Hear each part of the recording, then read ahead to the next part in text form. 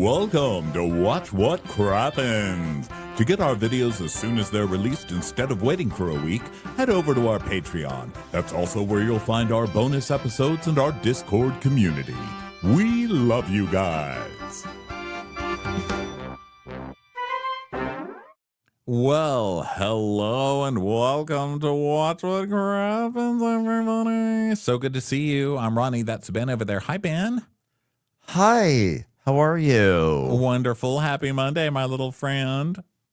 Thank you. I have to issue a formal apology to the listeners. It's one of those moments. Formal apology because it came to my attention from my wonderful co-host, Ronnie Karam, that for who knows how long, the audio from my computer, like any alerts, like, oh, you got a text message, or I'm sending a text message out, or whatever, all these little bips and bops and beeps has been getting channeled directly into the podcast audio of the recordings. And so I'm really sorry that you've been listening to this podcast and you're hearing whoop, whoop, whoop, whoop, ding. Like, I'm so sorry. I had no idea. At first, I thought it was just a Shannon impersonation because it was like, no, no, no. It's like this on the heels of my microphone acting crazy last week. I just feel like I am failing at the audio game. And so I really, no, for real, I'm really sorry. That must have been very distracting for people. And I just didn't know. I had no idea. Well, you know what? Everyone checked their phones a few times during that last week. I had no idea. Sure. Did I know? No. Did I know? No. So sorry, everyone. Well, welcome to the show, everybody. It's the Real Housewives of Miami finale, season finale, everybody. It's going to be a super fun one, okay? Monday, we have Amazon Live at 4 p.m. Pacific time. You can find details on our link in bio over at Instagram. So head over there for that. Also, we're on video as we are every day. You can watch videos fresh on our Patreon, and that's also where you get our bonus episodes. We just did a Great British Bake Off or baking show cast roast that was super fun. And next week, we're going to do something different and fun, too. So you never know what you're going to get. So join us over at Patreon. And thanks to everybody who joins us over there. We love doing our Patreon stuff, okay? And now, here we are with Real Housewives of Miami. What'd you think, Ben? Oh, well, you know, it's Miami. Always good. Always great. Good. Always hilarious. Always so good. good. Yes. I'm sad it's done. Gosh. I'm sad it's done. I don't know. You know what? I thought the whole episode was ratchet. It was Ratchet? ratchet. Ratchet? It was ratchet. Ratchet. So here we are, season 7, episode 17, Frosty Friendships. Ooh. We open at Mary's also. I'm having a Christmas party. All right, but it's Miami, so it's hot. So we're going to have a pajama Christmas party. And I'm going to have a claw machine. But in the claw machine, you can get jewelry. Dios mío, it's the best Christmas party anybody's ever been to. I love parties. I love the holidays. I just want to bring a little bit of Christmas to Miami. It doesn't feel Christmassy because it's so fucking hot outside. Am I right? Oh, God, I'm wacky. Look at my Santa, bro. She's like, oh, my God, is Santa there? There's a Santa if I've ever seen one. Look at Santa. Look at Santa. So Santa's waving at Alexia on the phone. She's talking on the phone to her. And Marisol's like, yeah, there's no big agenda behind this. It's just a fun Christmas party. I mean, what do you mean there's no agenda? Yeah. I love that she thinks people are like, she's having a Christmas party. What's the agenda? And Alexia's like, well, I just want to be there and like have fun with you, girl, but I can't, because, I'm having fun in front of Frankie. I have to undo all the damage that Todd did in front of Frankie, So Marisol explains, well, the one time that Bro and I don't communicate, which is, we usually talk daily, and she has a Christmas event at her salon. I'm like, this was probably producers trying a last-ditch effort to draw a wedge, put a wedge in between you two. They're trying, I think, all the time to get these two to turn on each other. Like, what if they have dueling parties and now people have to make a choice? Then they'll get mad at each other. I don't believe that they didn't know that each other was having a party. This is crazy. I think Alexia was like, no, I'm going to have my happy hour. So you know what? You do what you want. We'll see who shows up where. But we don't really get a fight out of it, which is kind of a fail. There were multiple things, actually, that were coming to a head that should have been a fight, and people are just getting too mature to fight about it. So they're like, let's not have a fight. And they're like, okay, look Yeah. at us not fighting, because things on Bravo have gotten to the point where you've got Real Housewives of New Jersey being so toxic and fighting so much that they get put on pause and half fired, for all we know. And, Andy's doing this thing now at the end of reunions where he's like, are you going to make up? Like, so you forgive each other? Where do you see this relationship going? And if they don't see it going anywhere, they're fired. Pretty much is how we've seen it pan out for the past couple of years. And so now on this show, I think they're paranoid. So they're they're just trying to make up. But you guys, you have to have the fights and then make up. You can't just make up before the fight. Right. So Alexia is like, well, I was thinking like I can have you. By the way, remember in the flashback, I invited everyone over to my party. No? Okay. So like this was the only day I could do the happy hour. So it's just like really bad luck because the other days I was, let's see, Wednesday was avoid Marisol. Thursday was avoid Marisol. Friday was avoid Marisol. So like really that's the only day I could do it. But then she decided to do something my one day where I wasn't avoiding her. So that's too bad. I love it's a business. Like the only day we could do it was that one day. It's the only day for the salon. It's like the only day the salon's not booked at night. Like, okay. So she's like, well, some will come to mine, some will go to hers, and here's what it is. She's still my bestie. I'll send you some goodie bags, honey. She's like, okay, don't do it in front of Frankie though. It could hurt him. So then we go to Alexia and Frankie's beauty bar. And they're cheersing. They're like sitting back in one of those like massage chair things, cheersing each other. And it's like, cheers to us, because you know where we're at right now? Alexia and Frankie's beauty bar. It's crazy. I can't believe we're here, Frankie. I'm not going to lie. I've abandoned Alexia and Frankie's beauty bar for the last year because of all, kinds of problems I've had in my life, dude, And so like now I'm like ready to take control again because, like my mental state is better. I'm like, wow, I love to hear that. I love to hear that like a guy can like play mind games with you, and then like your entire company has to suffer because of it. Like, get rid of Todd. Like, this guy's bad for even for your business. I'm not gonna get rid of Todd, so give it up. Maybe you could support me a little bit, okay? Like, we're gonna have some drinks, and then we're gonna do manicures and pedicures and have some bites, and you can only do it on one night a week. So, truthfully, when Frankie and I, because look, Frankie and I have a magnet to bring in people and bring in money. Like the days of Frankie and I, or Alicia and Frankie's beauty bar, we have really good days. It's so good here. Some of these days are so, so, so good. Right, Frankie? And he's like, party, I like that. And then we go over to Marisol's, and she's wearing a green furry hat. And guess who is there? The woman who designed my fabulous new rug, Miss Jill Zarin herself. Can you believe I got a Jill Zarin rug? You got your rug is a Jill Zarin rug? Yes, I got a new rug, and it is a Jill Zarin rug that I got from, I think, Ruggable. And let me tell you, It's a nice rug. I have a Jill Zarin. Did you know it was a Jill Zarin rug? Got it? I did. And I want to tell people, I'm only sharing that with you because that's personal growth for me to be able to buy a Jill Zarin rug. Supporting other women. Okay. Yeah. Look at you. That's right. Wow. Every day I walk into that room and I say, hi.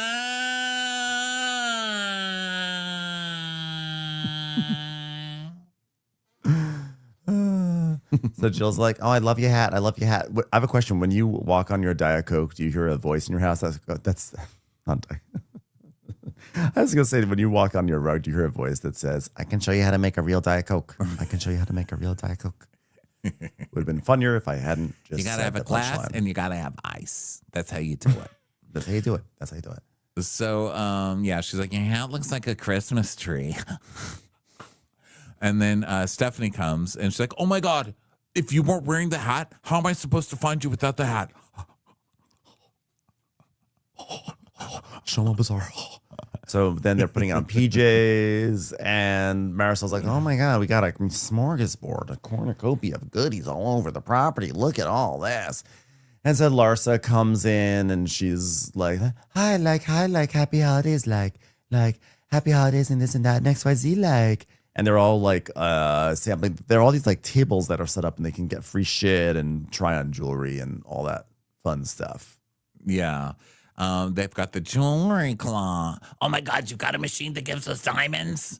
And Larsa's like, I always win. Look, you guys, like I always win, like I won like diamond earrings, like.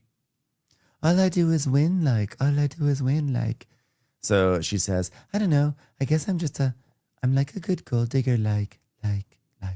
So then they're like opening up their stuff, and Marisol's like, oh my God, I lost my cocky. Guess what? Cockies are back. You all thought I gave up cockies for the season. Bring it back for the finale, oldie but goodie. Am I right? Where's Dick? My friend was staying with me, and Jessica, when I was watching this, and she goes, what the fuck is a cocky? She's got this big booming deep voice. And she goes, did that lady just say she lost a cock? And I said, no, she said cocky, like cocktails. She goes, that's fucking stupid. Yes, I love watching with someone else who has fresh never eyes. watched it before. She's like, what is wrong with their faces? Someone who hasn't been beaten down and had all this stuff normalized. So Yes. Gertie goes over to like one of these tables where a lady is like making little jewelry chains or whatever. And Gertie's like, okay, what do we have? Okay, ladies, talk to me. Okay, I don't want any charms. Okay, like get rid of the charms. This has to be smaller. Okay, take out the crown. I don't want this either. Take these two off. Come on, there's a lot of free stuff and time is money. Let's get this going. And Larsa's like, Gertie, like, that's not how you talk to people, like, Gertie. You can't do that, Gertie. She's like, listen, there's a lot of kiosks, a lot of free things. Things need to go quickly. I cannot be wasting time with extra crowns on my bracelet here. Hurry up. I gotta get as much as I can, okay? So we have things to do. She's like, nobody acts like that. Who behaves like that? Oh, you know when you have free things and you're like, oh my God, I want to take as much as I can? That's what I'm doing. I'm doing it. She's like, well, just make sure you at least like whatever you're getting like. She goes, okay, you know what we're going to do? A countdown, okay? And then we're going to run and we're going to get shit. Like speed dating, but it's shopping.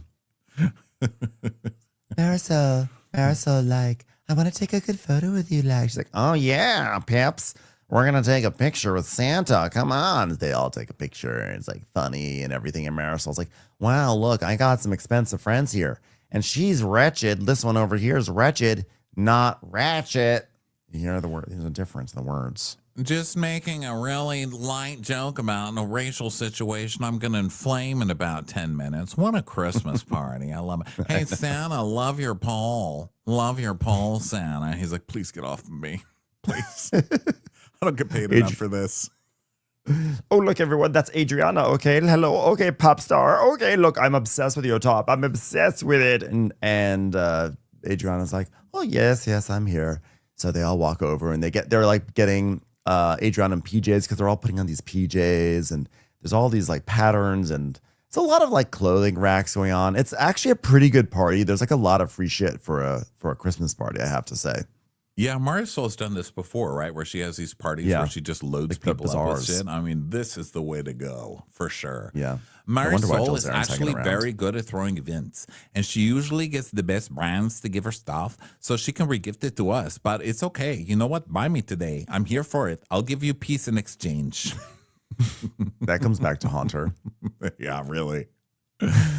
So Stephanie goes up to Santa and she's like, dear Santa, last year I asked for friends and this year I got them. Oh, that's like so sad. It's so sad, especially that all these people can't stand her, clearly. Yeah. Then we go over to Stephanie. Then we go over to Alexia and Frankie's booty bar. And so Julia shows up there and she's like, I admire Alexia for continuing our business. We as women need to always rely on ourselves because only we can pour water on other people's heads. No one can do it for us. Which is why I only marry hundreds of millionaires. 100 billionaires. Yeah, exactly. So Kiki shows up and she's got her daughter Summer with her. And she's like, I mean, who knows what's going to happen with Todd? It's important for her to have plan B, and that's for every woman. You can't throw all your eggs in one basket because these men are going to turn on you. You know who doesn't turn on you? Vibrators. So Julia's telling Alexia it's a beautiful event, and Alexia is saying how she's like, oh, I'm really happy. You know, this is what a star looks like when she's happy. It's my face. Look, yeah. Star. Yeah, you know why? Yeah. Because I love to connect with my customers. I love it. I love talking to people. Watch this. Hi. Look at it. I'm like a natural. I'm like a star. Welcome. Amazing. Amazing. I love to connect with my customers, which is why I ignored this place for a year. So they're making small talk and stuff. Summer's getting her nails done.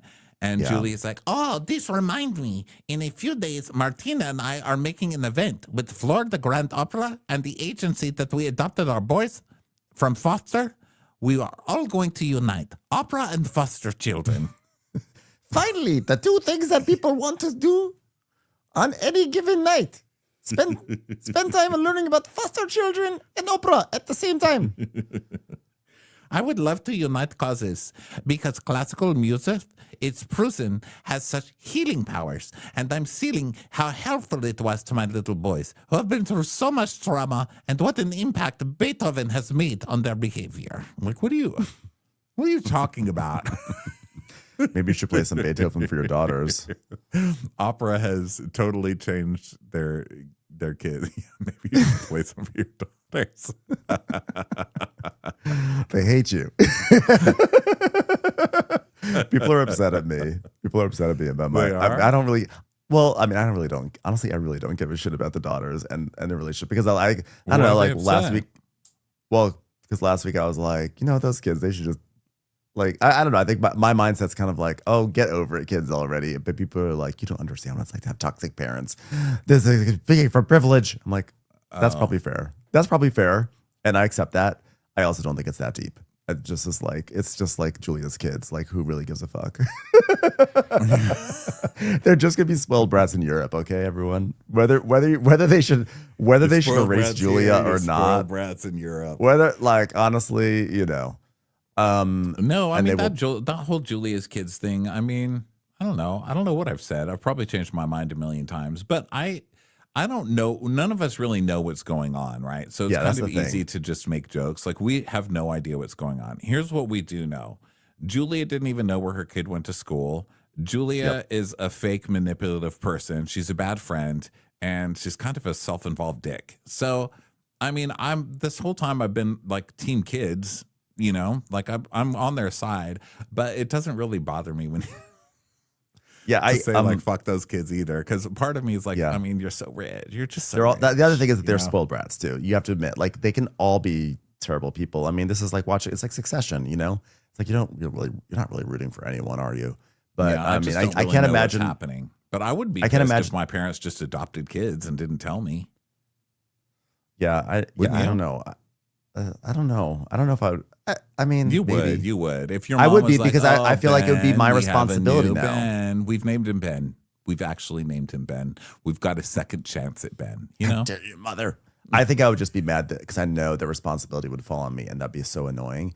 Yeah, me too. I can't imagine living with Martina is easy. Yeah. Like when you're older, like you're adopting a kid with Martina, and then who's going to end up taking care of this child? Me. That's what I would feel. That was my initial thought too. It's like, you're going to leave all this shit to me, and I'm not adopting these kids, but you're kind of making it my responsibility in a way. And now I have to love these kids like my brothers, and I'm like, I don't even know who these kids are, and like you never, it's kind of like when you go over and someone makes you hold the baby. I'm like, why do I have to hold the baby? Like, why? And it's kind of like that's. So I totally get that from the daughters, but I also feel like the daughters have just like they're just like traipsing around Europe at all times. So I'm always like, okay, so like they like live like this really wonderful life, and then they're gonna be like, we're mad. I'm like, I don't really want to hear it from you either. So you're like, you may have to a croissant. I know, traveler. Oh, you know what? I'm so sorry that you hate your mom.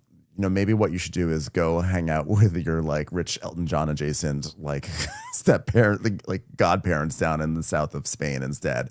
I'm like, I don't know. I think they're all living a very charmed life right now, and they probably all piss each other off. So I guess I don't really have a very strong stance on either of them. I understand why I pissed off people, because people have very fraught relationships with their parents, and they know it's just like it's very like, it's just not as simple as being like, oh, get over yourself, kids. The parents are trying to do things for you. I understand that, but I also think like it's not worth getting so upset about. Well, we're also different in that way. I mean, we were raised in very different environments. Like, I was raised in a more yelly, toxic. I don't want to like diss I'm in a very good place with my family, but we had some rough times for sure. And so I tend to take the side of the kids more, where I think you take the sides of the parents more, because you were raised with such close parent. Like, I don't know. To me, Well, your life I'm seems also a like good so little leave Jewish it to boy. beaver, you know, like it seems like so perfect the way you talk about it. I don't mean it in a mean way. It's a good thing, you know, but like, I think maybe once you haven't gone through that stuff, you can't imagine that it could be like that between parents 100% and kids. You know? 100%. I come from privilege in that sense. I'm also like a good little Jewish boy where it's like, who would ever do that to their mother? Oh, and I'm terrible. Like I was a terrible That's kid. the I was like, I'm mother. gonna fuck with my mom as much as possible. Like I was a hellion, and I think my mom was the same way with me. You know, we just battled like forever, and until really I was 40. When I was 40, I was like, okay, I'm 40. Like I cannot go home and fight with my mom. Like I can't do this anymore. This is crazy. And I think we both made a truce, and we were like, you know what? We're never going to agree. So let's just still love each other and just disagree silently and passive aggressively. And that's how we do it now. We just give each other withering looks and then sigh. And everybody knows what we mean, and we move on, you know? You graduated into being a wasp. Congratulations. You did it. The American dream has come true inside of you. The idea is to work hard and get to the tier where you treat life like a wasp and you just don't talk about things and just say things passive. It's just so much easier. It really is. So anyway, Julia is going to have this opera thing, and she's saying, you know, classical music has such healing powers. Julia, classical music doesn't have healing powers strong enough to fix my ears after listening to you sing. Yeah, and that's just the end. It needs to be stronger. Okay. Yeah. Like Beverly Sills may have healing powers. Julia, destroying powers. Like that is, that's not healing. Okay. Beverly good Shrills. opera. You're Beverly Shrills. Beverly Shrills. Renee Phlegm in my ears. Like, no. Shut up, Arati. Shut up. Jesse Abnorman. We're done. We're done. So we cut to Marisol's party, and Gertie is talking to Adriana about Julia, and she's like, "Oh, and what about you and Julia? Because you know what? I have to commend you.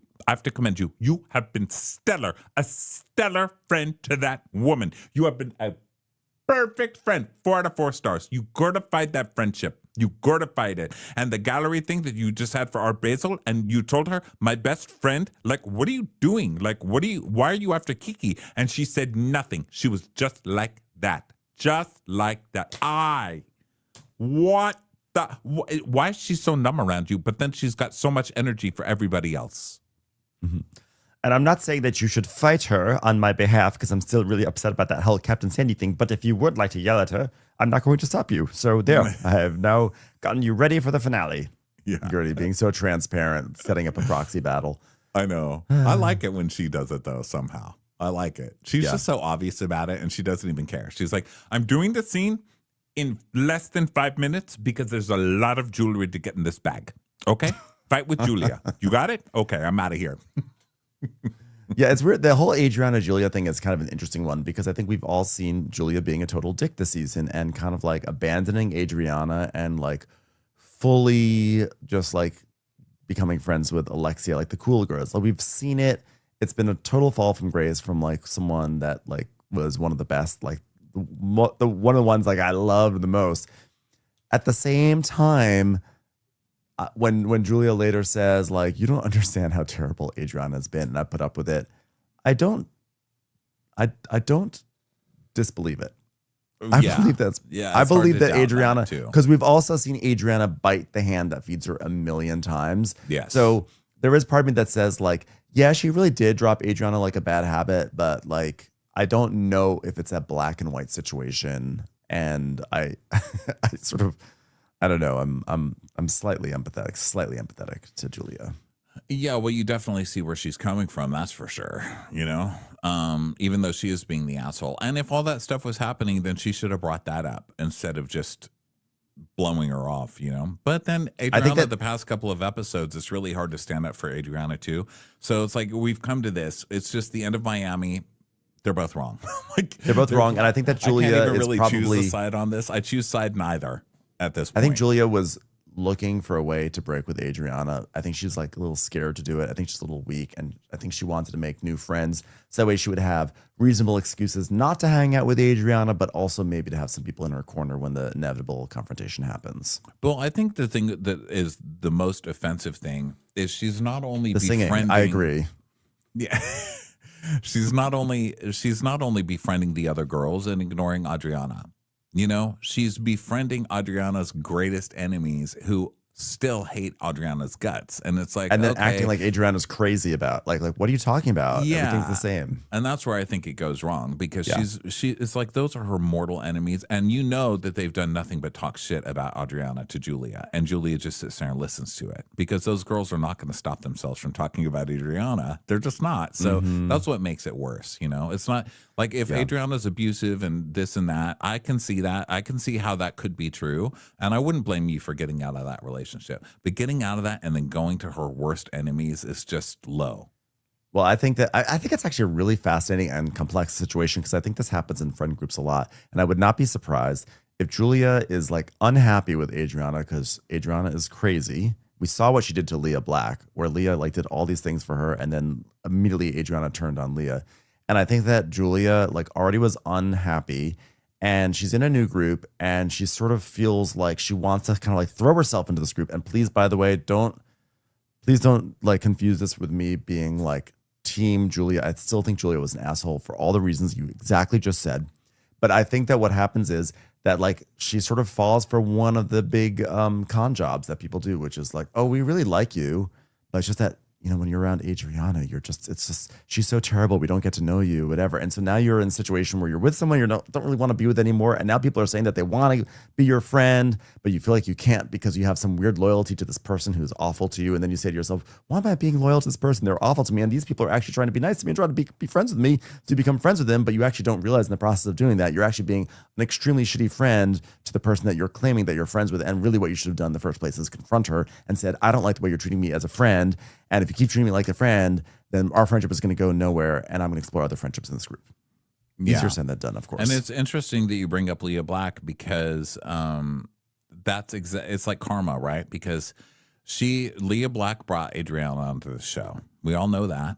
She got Adriana onto the show, was trying to make her a little extra money because she was a single mom, this, and that.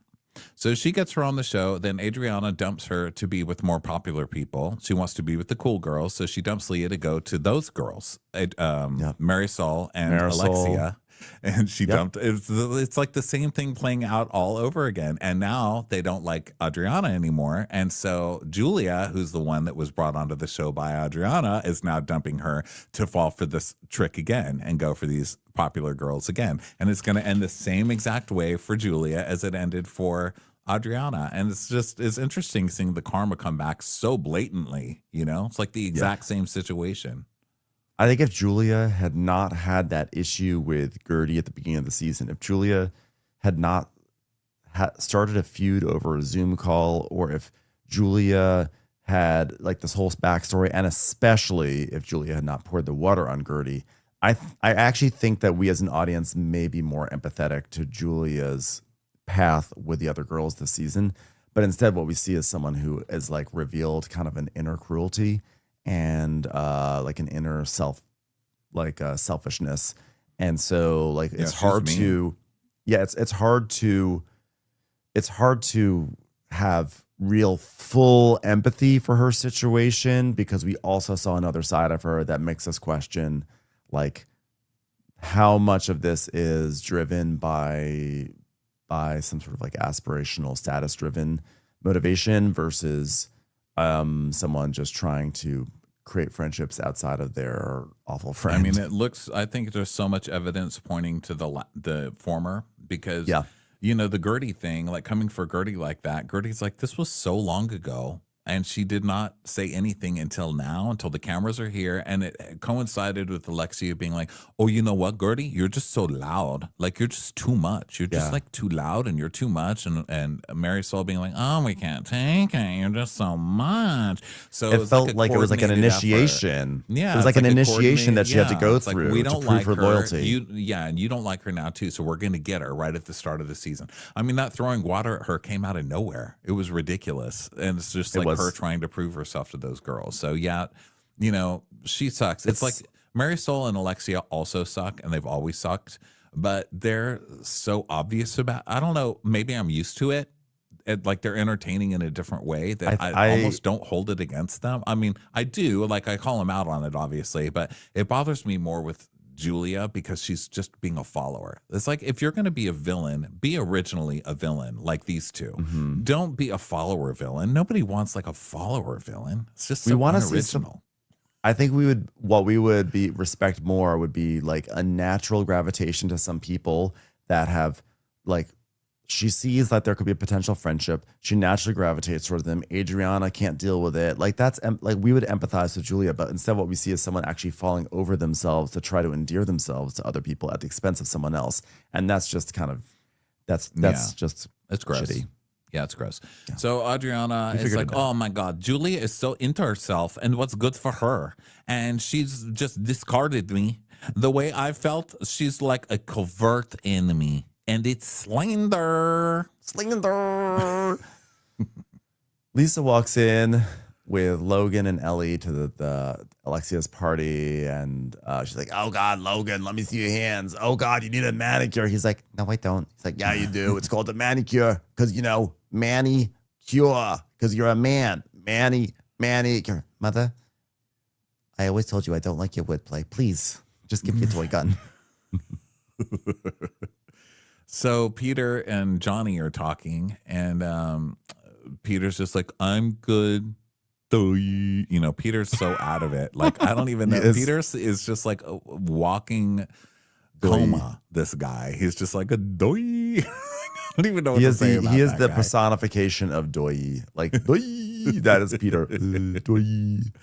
And Johnny's like, yeah, because the last time I saw your mom, she was sure going through those emotions. Cut to, oh my God, protect me from the narcissist. Kill all the narcissists. Everyone should die. Kill all the narcissists. They should die. Fuck him. Fuck him. Fuck him. So Peter's like, I feel like she's better. I mean, I don't know stuff. Like, I feel like she doesn't want to tell me stuff. But, like, I find out the day before it comes out on like page 6. It's like, oh, by the way, it's the day before something's going to happen. But then it happens. Alexia's like, oh, well, sorry. I wanted to protect you. I was trying for it to go away because I wanted to protect you. He's like, I could care less. Why are you? He's 32 or 35 or whatever. I don't know what age he is. He doesn't need to be protected anymore, Alexia. Like this guy. He's not protecting you from all his bullshit. So let him go out in the world and deal with headlines. And honestly, I think that actually I don't think that Peter cares at all about Alexia and Todd. He's like, I don't care, Mom.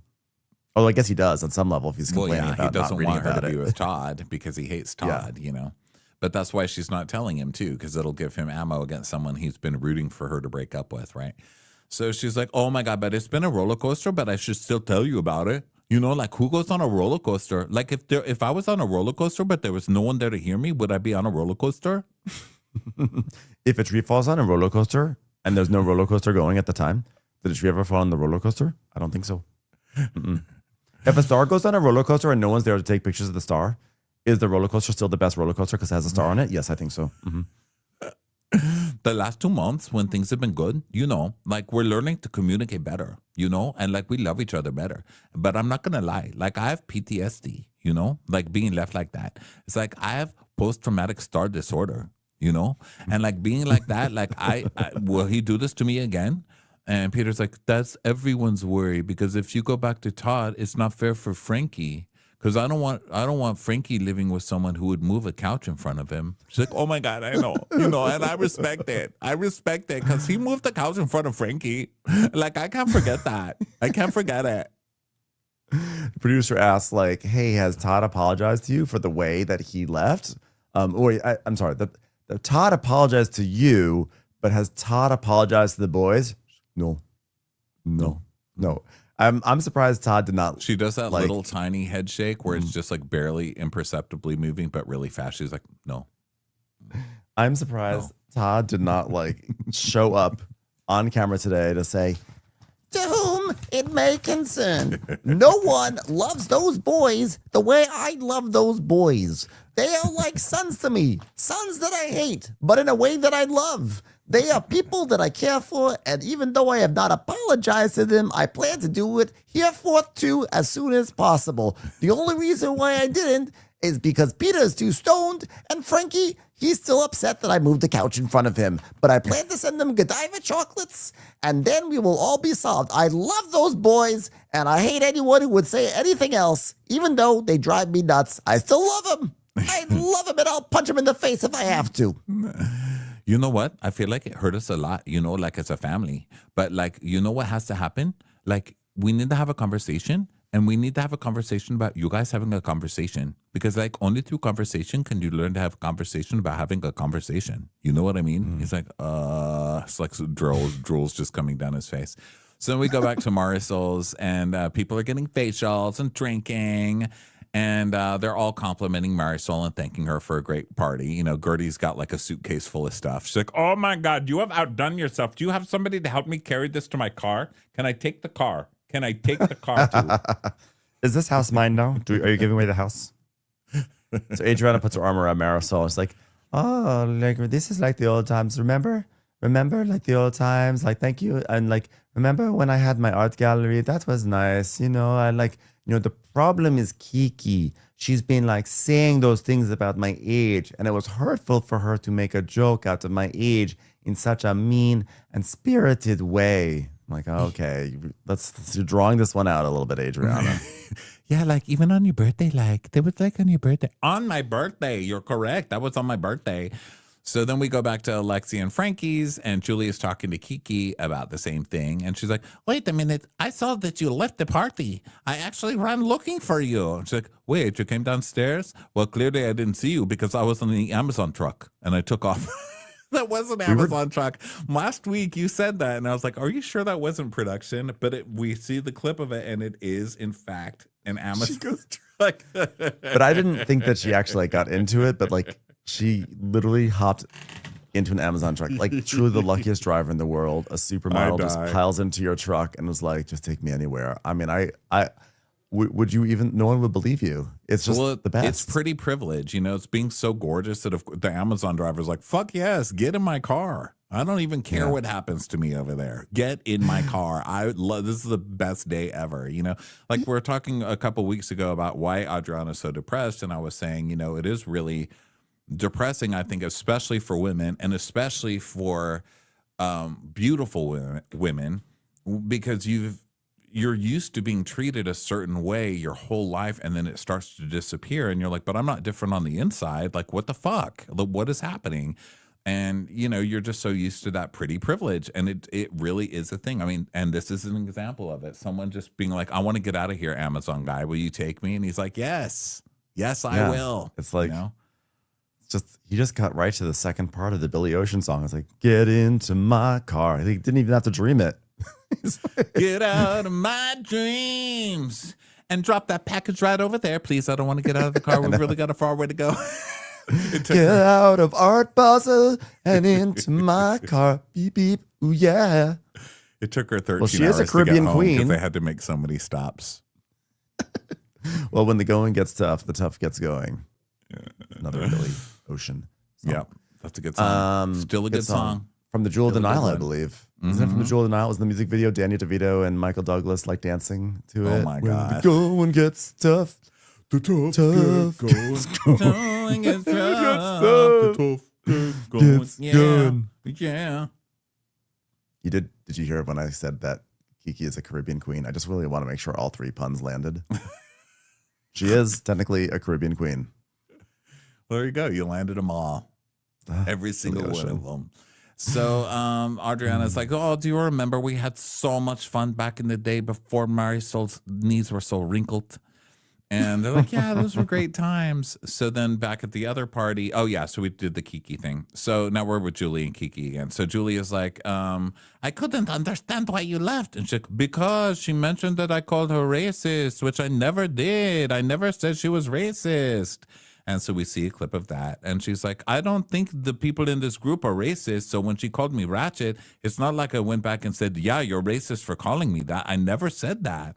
She's like, well, it's a conversation that we had between you and her. She goes, I know, but Adriana's, sometimes a little, Old lady, people over 60 can hear things. She's very 32 times 32 minus 5, Yeah, she's like, then we I'm go just back. going to try and stay away from her. That's her plan, which is probably not going to work. So then we go back to Marisol's, and Stephanie's like, okay, since my holiday party is your concert, Adriana, then the Kiki drink reveal, then really it's just the three of us coming together for this event. I mean, how's this all going to work? Are you guys going to be okay together? Are you? Because I know how you are too, and I know you don't drop things. She's reactive. She is. She's reactive. Everybody knows it. Just admit it. It's the truth.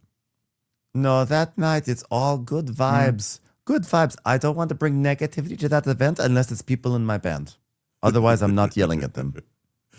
Okay. Yeah, right. So then now we go to the night of Julia's opera and foster care event, which can't. I Annie, can't with the opera. I just So, can't with the mixing like- of this. Like, obviously, it's good to do something for foster children. This is not it. Of course, you have to make this about everybody being forced to stand around and listen to your terrible fucking voice in order to support foster children. Oh my God, just stop it. I don't She even doesn't have want- kids, and I wanted to leave them after this.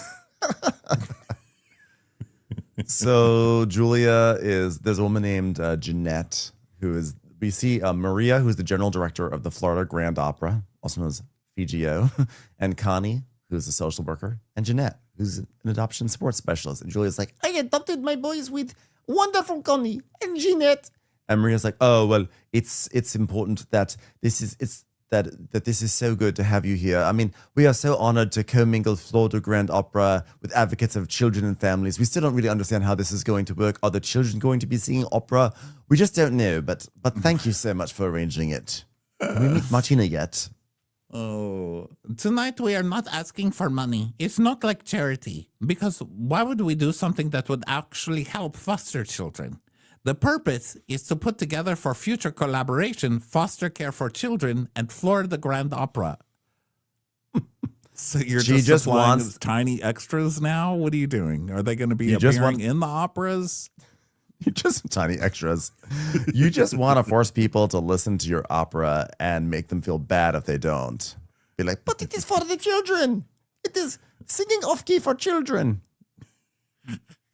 All right, we brought the foster kids to listen to your opera, and they have literally all just run away. So this is good now because we have no foster children now. Job well done. We did it. Nailed, as they say. so Alexia and Marisol arrive. Marisol's like, oh my God, our swan, our singing swan. I don't know if have we given Julia a nickname yet? Is it Jay? How about we start calling you Swan? Swanee, Mary, Swanson, chicken stock. Stock. We're going to call you Stock. Okay, Stock, you're here. I'm so happy you came. It means so much to me. So Martina comes in and she's like, hi everybody. Me, Martina, international tennis star here. Glad to be here. Is there some paint I can throw a ball up against? The real artist has entered the room. And Kiki blows a kiss at Martina, and she's like, I do have quite a crush on Martina. I don't know, but it's a je ne sais quoi. I don't really know what it is, but I don't know. I guess I've always had a thing for Tom Petty a little bit. Rest in peace. And Martina's like, oh, she's always flirting with me. Oh, her and Chris Everett. Am I right, everyone? Nudge, nudge. And Julia's like, oh, thank you for coming to support me. I know you all have busy lives. And Alexi is like, never too busy for you and your family or this cause. I mean, too busy for Marisol's party because, happy hour, but, for this is good. I'll be here for this. Too busy for the customers at my salon. I gave them my once-a-year appearance, but now I'm here for weird opera for foster children. I was going to ask you, so what happened with the rest of the girls? And Julia's like, oh, the girls that I did invite, unfortunately, couldn't make it. Adriana is, as we speak now, she's practicing with band. So we go to see Adriana shaking it on stage. going, Miami is on fire, on fire. Wait, that's hot, hot. No. No, Miami's Miami is on fire. So, by the way, this is a good time to mention that last week Peloton did a Road to BravoCon ride where they played a lot of Bravo music on the Peloton ride, and then they sort of had some Bravo trivia, which was, by the way, mortifying because they had 3 other instructors on the side, and they're like, "You're the summer house expert." There was literally a guy there, Matty Giacomo, whatever his name is, and the quiz was like, "Who said the following? How many sandwiches have you made me?" And this guy's the summer house expert, and he was like, I don't know. Can someone help me out here? Like, sir, please get off my Peloton right now. How do you not know the answer to that? Summer house expert lies. Summer house expert did not know about the sandwiches, and then it was like another thing was like, "Who said you don't want to see me activated?" He's like, he was like, I was like shaking my Peloton. But the point of the story is actually not about that. I just needed to get that off my chest. The point is that the music changed. They were moving into the music really quickly, and every song would be on for like 90 seconds, and they'd just crossfade into something else. But they put on Adriana's song. They put on Fire, and they kept it on like the whole time. So it was like, it was on so long that the instructor was like, "All right, coming up next, we're going to be starting a climb." And oh wow, this song is still going on, huh? Wow. We're still in fire. Still in fire. Okay. All right, everyone. Now get out of your seats. We're going to start the climb now. Okay. The song is still happening. And I was dying. She was like, "This song, I don't know what the song is. I'm pretending to like Bravo right now, but why are we playing this song for so long?" That's funny. And she literally yelled at she literally like said a snarky thing to like the producers. She was like, "Okay, all right, we're finally done with fire. I only queued the next song 3 times, guys."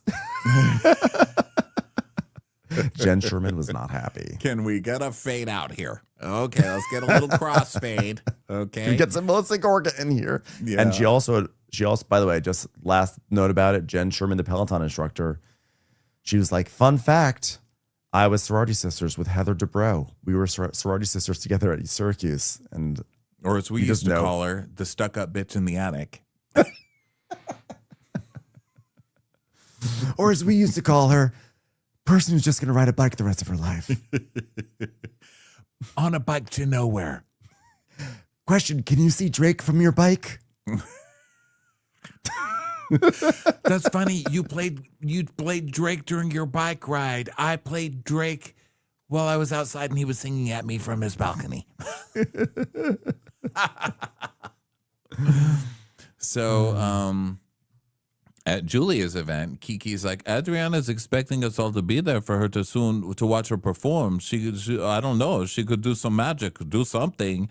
And Julia's like, "Well, I hope one day Adriana and I will be in a real better place. We're trying. We've been trying for months." Oh, you know what? I don't think, it's just my opinion, but I don't think she's trying. Because if she would have been trying, she would have been here today. And she's not. You just miss. Okay, not only did you just miss your best friend's party to have your own party, but you also missed Julia's trip for her godchildren because you were being a sassy little butthead that day and didn't want to go. So I don't need you here talking about support. And Julia falls for it. She's like, "Oh, yes, true. I think Adriana is allowed to save her hearing and not listen to you wail next to a piano. So Alexis, what I said to my friend sitting here, I was like, "I'll bet she didn't even invite her to this thing. I'll bet she didn't even invite her, or she didn't know about it or something, and she planned this rehearsal not knowing. I'll bet she planned that rehearsal without knowing Julia had an event." Also, she had a rehearsal. She has a rehearsal. Okay, tribute songs to your dog do not just perform themselves. They don't just write themselves, all right? This is Emilio Estefan we're talking about here. Let's have some respect for the craft. So Alexia is saying, like, I don't think Adriana is very happy about that. You know, I feel like Adriana is like the kind of friend that's like, "Oh, it's like me, or it's none of them." You know, I think that's what I'm like. Have you seen any footage of you, star Alexia? I mean, really, it's truly the same thing. So now Julia's like, "Oh, I am so nervous to sing. I'm so nervous." And the guy's like, "Don't be nervous. You know, like what helps? What nervous? Breathing. Just breathe." Oh, I'm not going to lie. I'm hurt because I've been in every single performance for Adriana, and I've made Adriana. I think Adriana's made it very clear that tonight, how important this is for me to sing opera to people who work at foster care. But we're not actually raising money for it. I can't with her. So then we get Maria. She's like, Bonsa. Listen, my name is Maria Torraro. I'm the General Director of Flora Grand Opera Foster.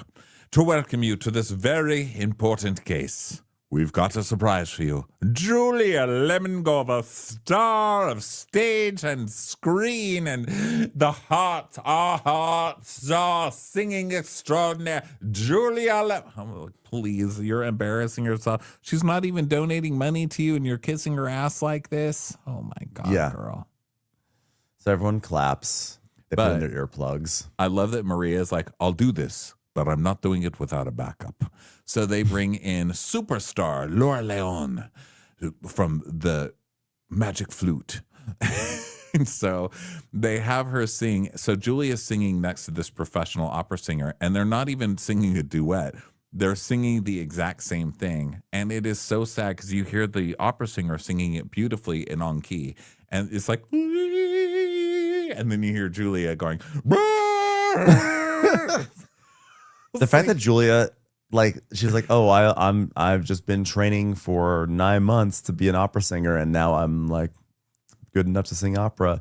That the fact that she even thinks that is so hilarious when like people spend like years getting their voice in that condition, and it's so hard. It requires such skill, and this poor opera singer having to duet with her while Julia's like,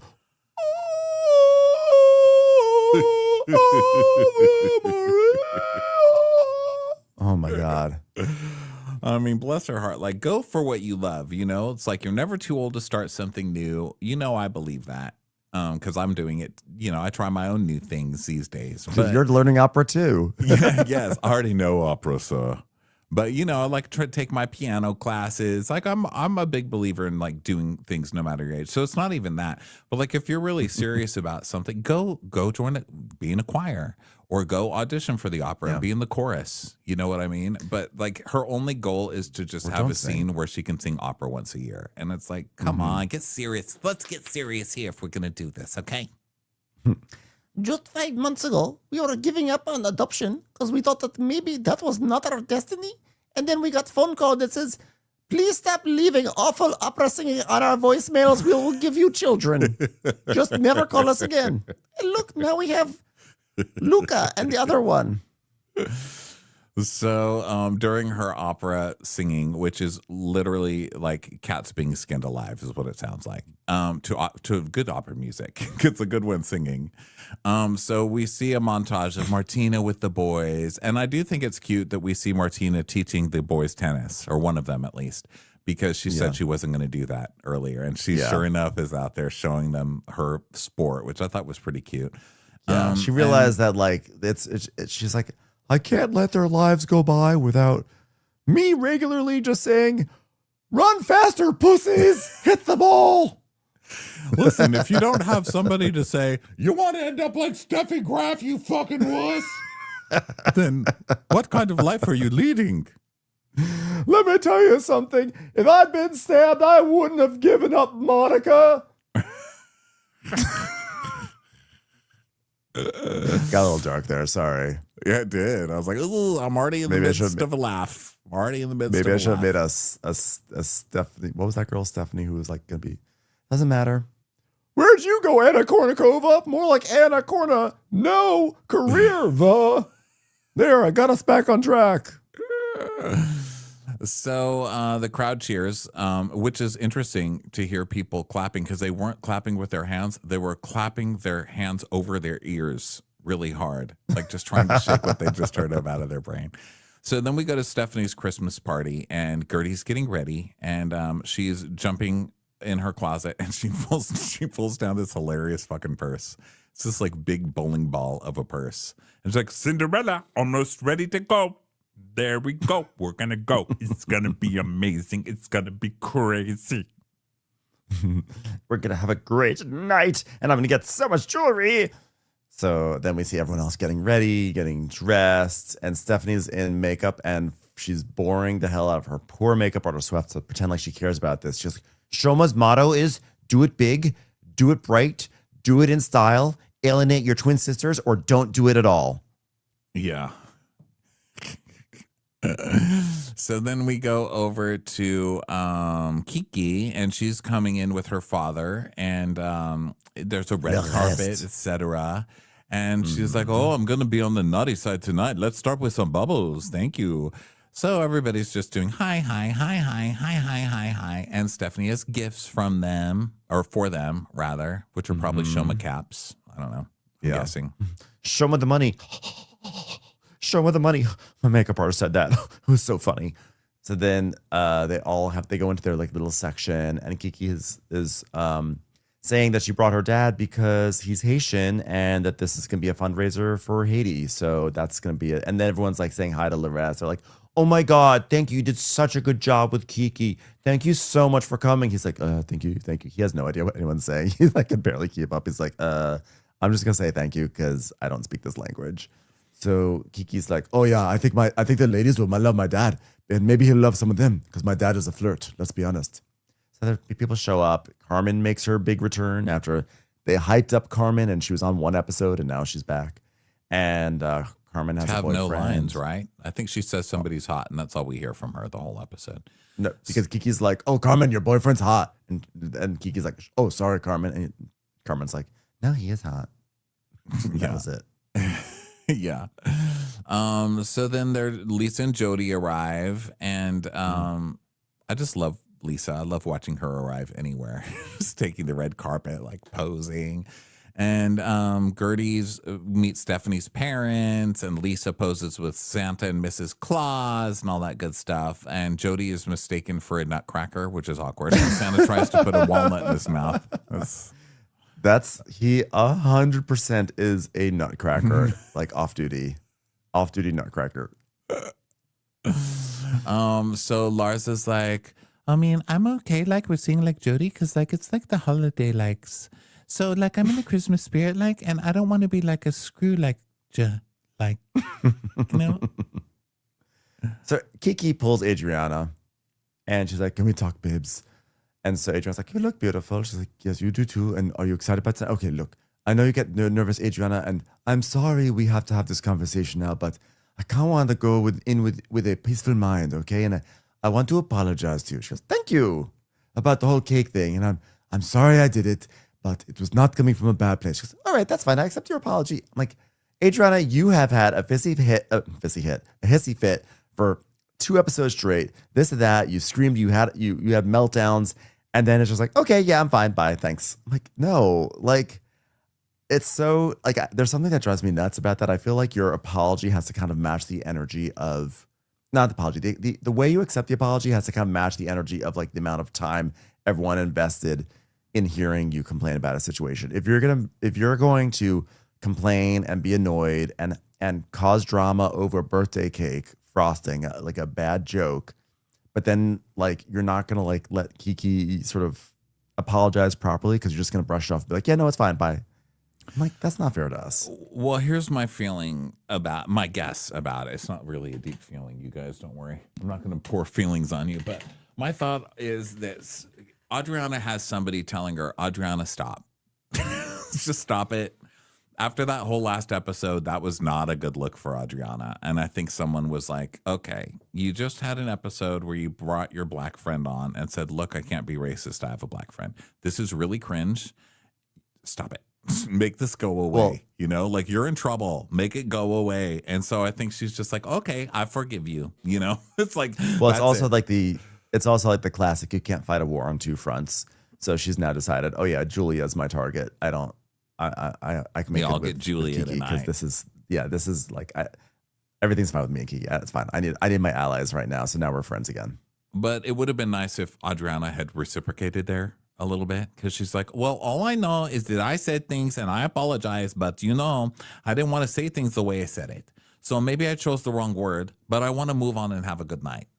I mean, okay, but I think you need a better apology because Kiki's being really nice here, you know? Yeah. And Kiki, whatever people say about the cake thing being so mean and this and that, okay, even if it was like shady, which, okay, it's still not that bad. It didn't deserve the punishment not that it that got. bad. I don't think that was cool. So she deserves an apology too, but they're getting over it, so that's good. So, And Kiki is so Adriana, kind.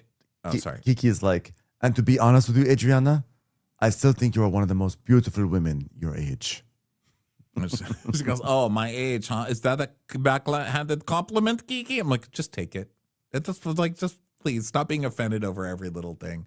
But it's very Adriana because she goes, "It's Christmas night. I have the Christmas spirit, and I'm receiving and accepting the gift of apology, and I have a full performance. So I don't want to be distracted by petty little things," which translates into, "I will yell at her tomorrow." Yeah. But I've Emilio Estefan's here. Yeah. And Adriana's basically like, look, nothing's going to make me scream tonight. And then it goes 30 minutes later, her screaming at Julia. All right, so now Kiki and Marisol are both with her, and Kiki's like, well, we miss you at Julia's event. She's like, well, I could not reschedule 12 people, the best musicians in Miami, okay? Well, she was really her little swan. Little swan. It was a swan song. It was a swan song. It was a very sad swan. Yeah.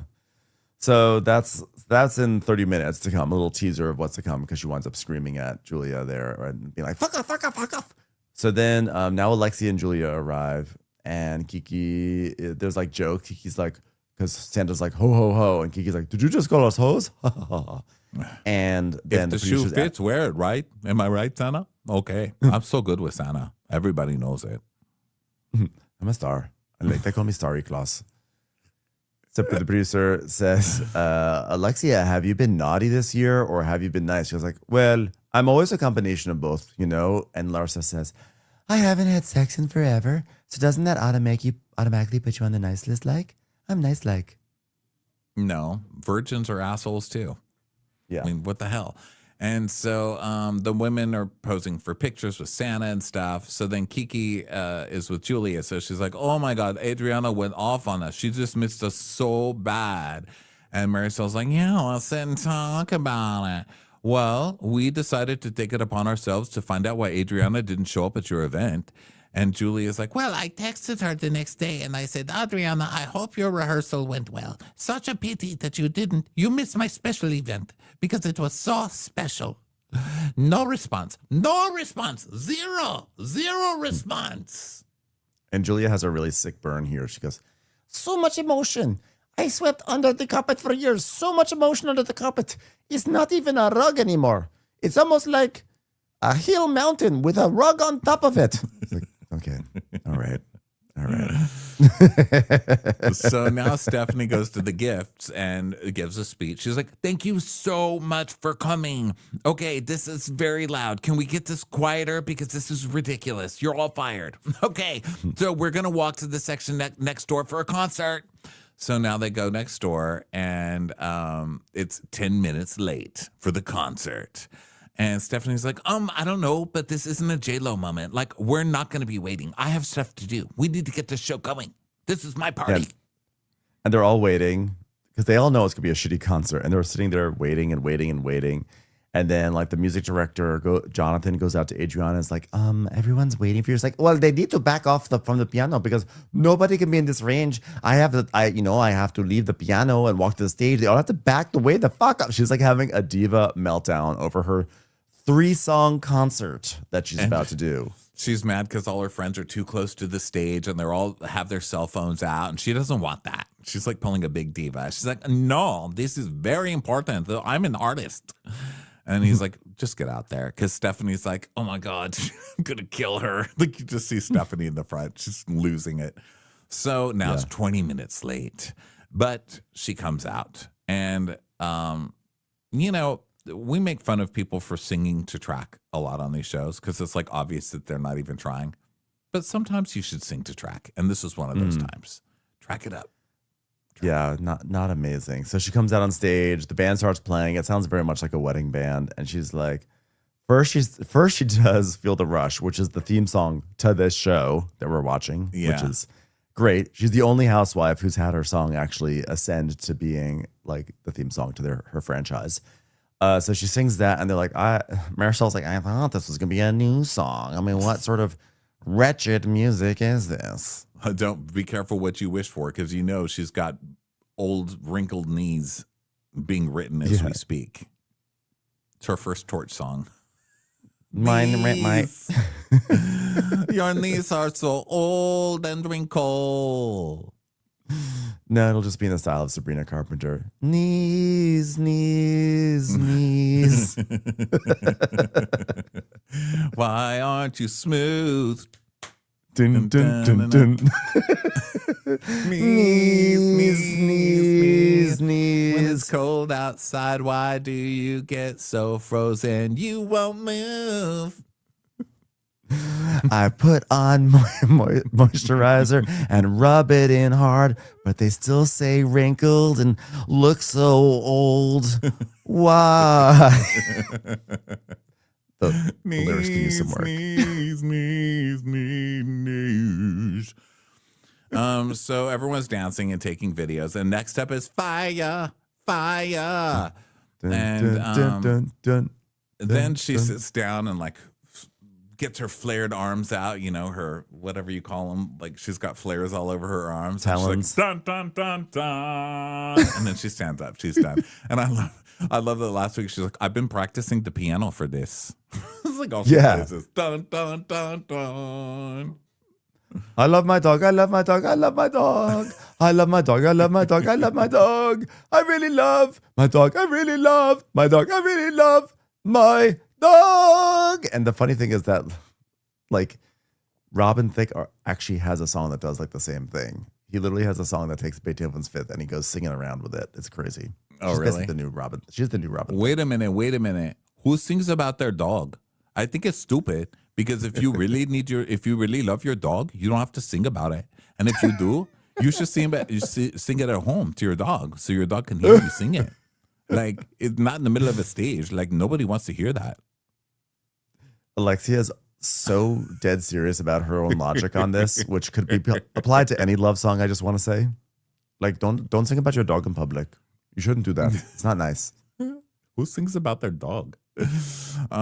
So yeah, she's still singing about the dog. Like, she really goes there, and that's her final song, is the dog song. It has a slideshow too. It's an AV experience. They're all like, "Wow!" And everyone cheers, and then it just cuts to Kiki, and she goes, "Wow, the mighty has fallen." Unlike her age, this one is really dropping. So they're like, "Wow, that was good, Larsa, Adriana. That was like so good. Like, that was like really good." And Stephanie's like, "Oh, the dog song took me off guard. Was that a tribute to the two dogs that we put into the apartment upstairs? Remember when that was going to be a storyline? The dogs that pooped in the apartment. Remember that?" So Julia's like, Okay, well, can I pull my bestie from one singer to another? I want to congratulate her in person. so Julia pulls Adriana, and Adriana's like, "Oh, I'm so out of breath. It's been a long day." She's like, "Oh, You know that I am happy for you. I I'm really happy for you. So happy. Okay, well, maybe I don't know, Julia, because I mean, you've been so like weird, recently. Oh, was I? Was I Yeah. being weird? Yeah, you like being to yourself and to Marisol. Okay, so there. Well, you introduced me to that group, and I feel like you're punishing me now for Don't getting close to gaslight them. me. Don't gaslight me. What happened? Okay. Why didn't you come for my event where I sang terrible opera next to piano for foster children? I have a band for 12 people. Okay, this is very big. This is my dream since I was a little baby. Oh, well, why you never text me? Even a foster child who never listened to opera would text me back. Yes, a foster child just texted me and said, "Please stop singing." So even they know how to text. Come on. And she's like, "I have dreamed of this. You want to come compete with me, Julia? You started this last year. I've been doing this for 14 years, Julia. This is important." Oh, so you're jealous of me singing? She's like, "No, I'm not jealous. You didn't even tell me you were doing that." Okay, so this is very Julia. To be like, not even mention it and then get mad that you didn't show up for it. yeah. And Julia is like, it's about the singing. And Adriana's saying, like, no, this is about you being fake and mischievous and a bad friend. And I don't want to throw you under the bus like this, but you keep on pushing me. I'm gonna do it. She's like, shame on you, Adriana. Shame on you. She's like, oh, shame on you. Shame on you for not respecting my lifetime dream to sing about my dog in the lobby of a building, for trying to get my life from me. You're toxic. The mask is off. I wish you love. She goes, oh, I see you for who you are. And now I'm going to treat you like you treat me, and I'm going to be a friend of me too. So see how you like it. So she walks off. Stephanie's like, are you kidding me? Adriana and Julia are fighting at the holiday party for the Shoma Bazaar? What the fuck is going on with these girls? It's Christmas, and we have an espresso station in the corner for people who want to turn this into a workspace after the party. I can't believe they would do this. Well, if that's how you want to leave it, oh, do you support me? Do you know that my band is 12 people? Did you tell me when your thing is? So you see, she didn't even tell her when her thing was. This is so fucking Julia. And this is why Adriana always loses, because she's got a point, but she acts like such an idiot that no one ever listens to her. You know, she goes off and acts crazy, and nobody listens to what she's saying. But I fucking knew it. She didn't tell her. I knew it. And then Julia tries to pull this card. She goes, Well, have you checked in on my children? she goes, well, am I their godmother? She goes, Really? she's like, you used me. How? How did I use it? To get into this group, and now you don't feel like you need me anymore. Go be with your real friends. So meanwhile, we just get a shot of Marisol, Alexia, lying all over each other on the couch, playing kissy face. And they're going like, I love you, bro. I love you, bro. Oh, you found your tribe, Julia. Look at them over there. Knees kissing. Old, wrinkly knees intertwined. Okay? You manipulate. You gaslight. And then Adriana tells us, I mean, who gets engaged 9 times? 9 times. Until she finally landed, a champion player. You're here tonight because of me, because nobody would ever found you in that shit place you lived in, okay? Nobody would have ever found you there. I brought you in here. I brought you into this group. I gave you all your moments. You are a user. You are a user. Julia's like, There's no hope for you.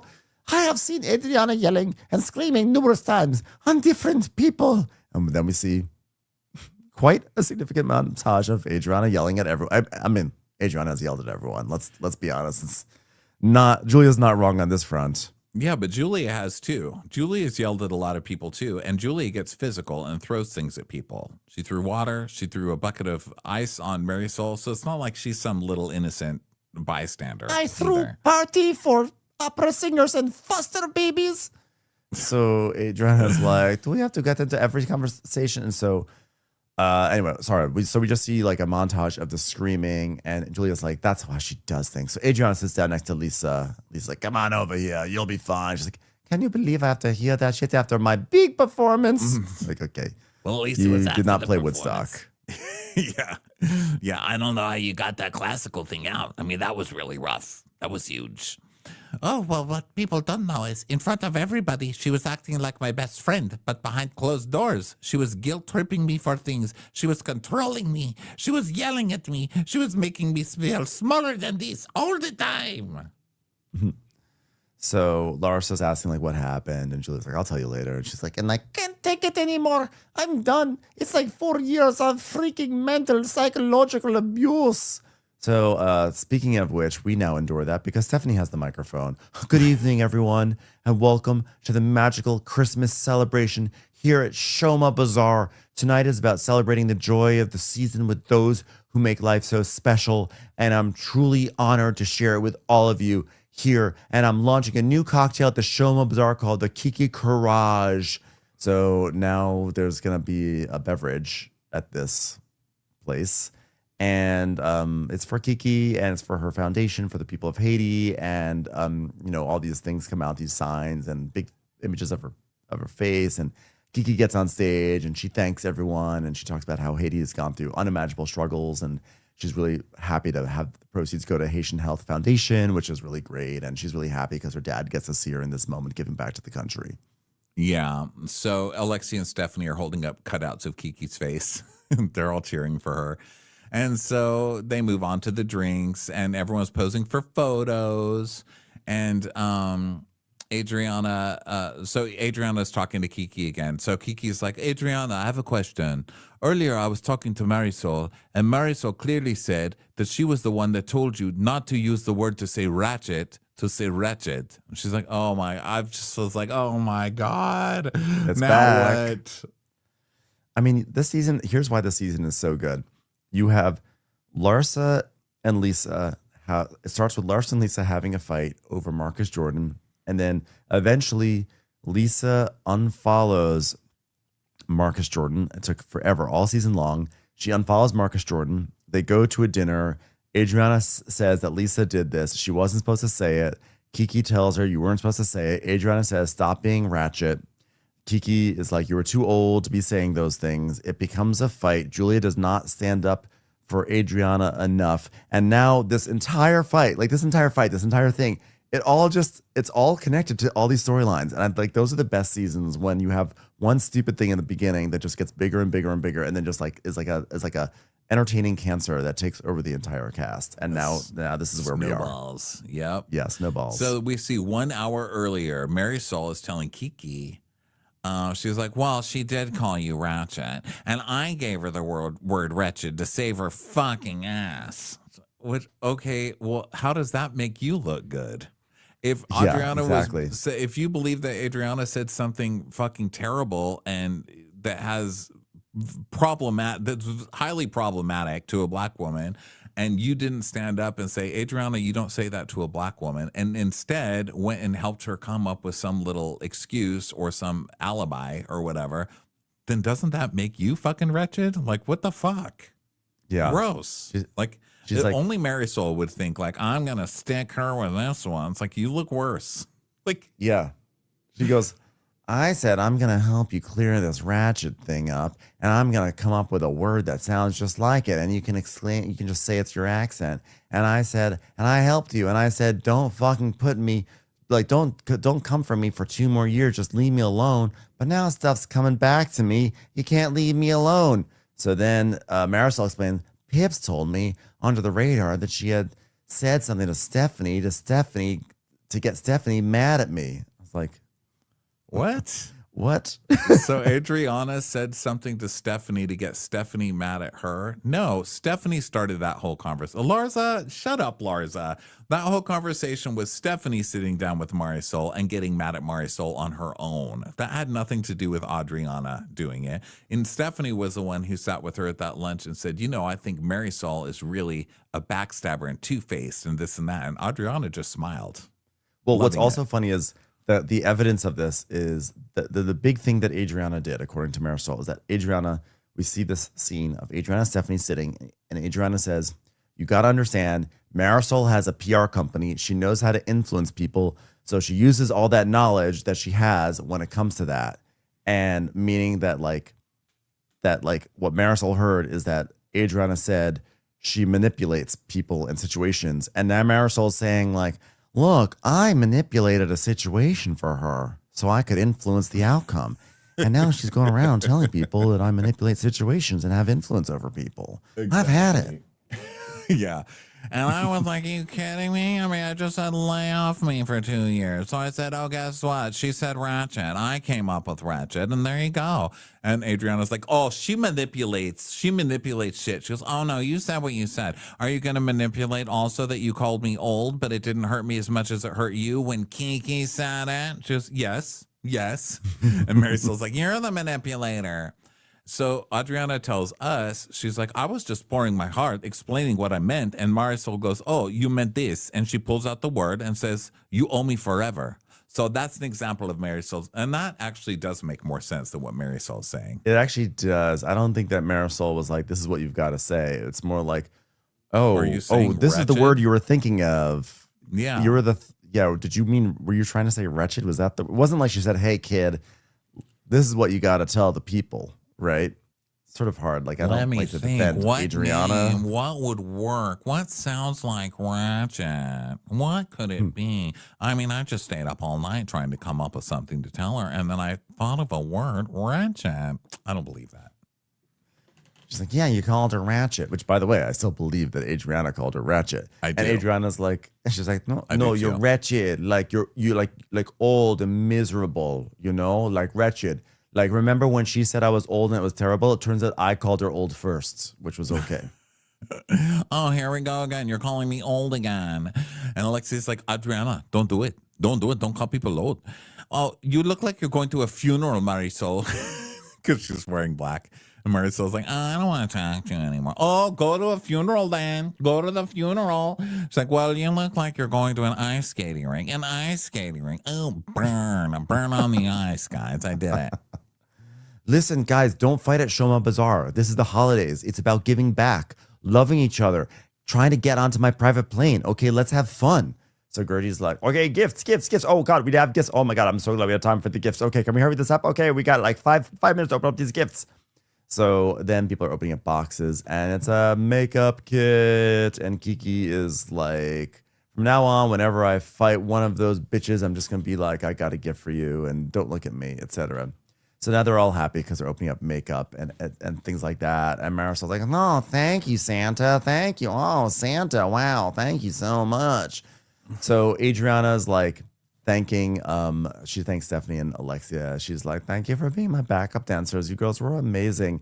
And now we start to see the little updates for the end of the season. So Adriana is working on taking her show on the road, but with one less fan in the crowd because she's still not speaking to Julia. Dun, dun, dun. And then we see Vika has Kiki. finally met the boys, but Emma still hasn't. And Kiki is working on a relationship with her dad, and she's getting ready to buy a condo in Stephanie's building. Oh, and then we see Julia at home with the kids, and Julia's like, Jackson, are you creating music? Oh, look at him. He's eating lemon. He is my son. That's what I do. I eat lemon too. And Martina's like, they like lemon. They like olives. They like ginger. They like silence. They've been asking for that. They like strong flavors, to which I say, strong flavors isn't going to bring the ball closer to your racket. Wrong. Julia co-starred in Florida Grand Opera's Carmen. Oh, so I take it back. Julia is doing something. Oh, sorry, I rescind. Vika has finally met the boys, but Emma still hasn't. So then at Larza's, she's FaceTiming Justin, and she's like, Justin, like, look, like, I also, like, wanted to show you, like, the hot tub, like, there's a gummy bear staring at me. It's kind of weird. I don't like it.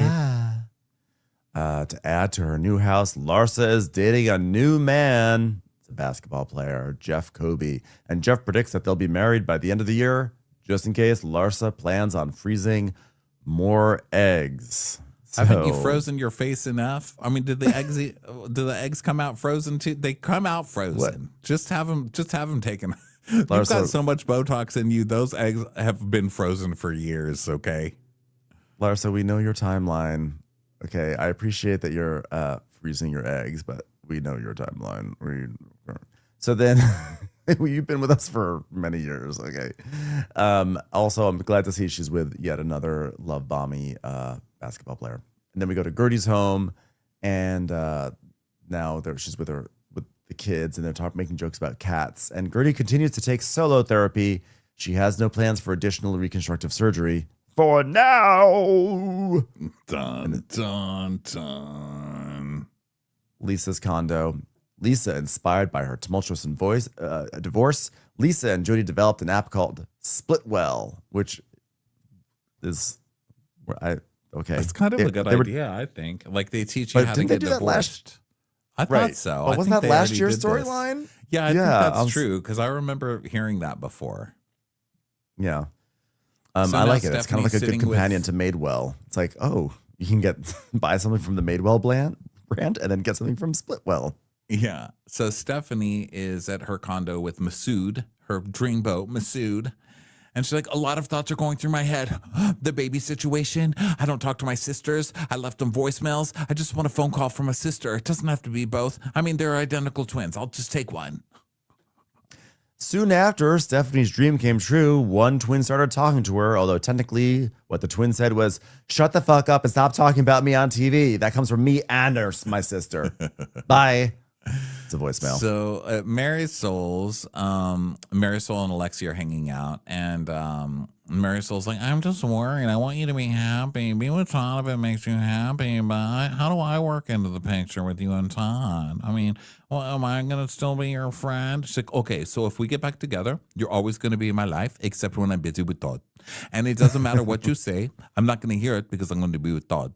Like, you were a great friend to me, and I'm sorry that you've died to me as a friend. But you know what? You've always have been, and he's going to have to understand that, even though I'm never going to bring you around to bother Todd. But I talk shit about Todd. I don't care. So then Marisol and Steve are looking for their next wedding location. Water will not be served, but Cocky sure will be. And finally, don't worry though, Todd and Alexia, they've spent all season working on their relationship. You know, she was so mad. She said narcissists should die. And then she started to realize that they do have something. They love each other, which is why inevitably we had this update. Todd has officially divorced Alexia. So does that mean he did bamboozle her? And they were like, he's going to bamboozle you. Yeah. So, yeah. They tried dating, but have broken up for now. Oh, gosh. Well, Miami, great season, as usual. Love this show. And we've still got 3 weeks of reunion coming up. So that should be pretty fun. Yeah, looking forward to it. Thanks, everyone, for being here. Thanks for being with us this season. We'll talk to you next time. Bye.